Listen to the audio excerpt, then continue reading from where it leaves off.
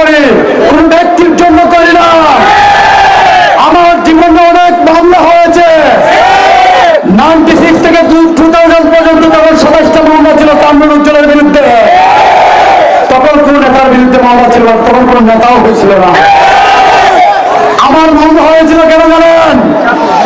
আমি আন্দোলন সংগ্রাম করতাম, আমি জেলেদের পক্ষে কথা বলতাম, আমি শ্রমিকদের পক্ষে কথা বলতাম। আজকে আমি কথা দিয়ে দিতে চাই আমার প্রিয় অভিভাবকদেরকে, আমি সারা জীবন আপনাদের কল্যাণে আপনাদের সেবা করতে চাই, সারা জীবন আমি আপনাদের পাশে থাকতে চাই, আপনাদেরকে নিয়ে আমি বাকিটা জীবন কাটিয়ে দিতে চাই। আমার সিদ্ধান্ত সবসময় আমার জনগণ নেয়। বরাবরই প্রমাণ করেছে জনগণ আমার সাথে ছিল। আমাকে কামরুল বানানোর জন্য, আমাকে এই জায়গায় পৌঁছানোর জন্য আমার প্রিয় জনগণ, আমার অভিভাবক।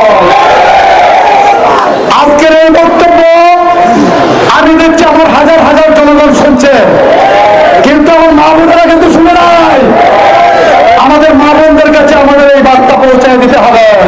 আপনাদেরকে নিয়ে সুনামগঞ্জ 1 আসনকে আমি বিশ্বাস করি, আল্লাহ যদি হুকুম হয়, আমি যদি এমপি হতে পারি, আমি আমার সুনামগঞ্জ 1 আসনে প্রতিটা জায়গায় আমি উন্নয়নের ছোঁয়া বলে দেবো ইনশাআল্লাহ।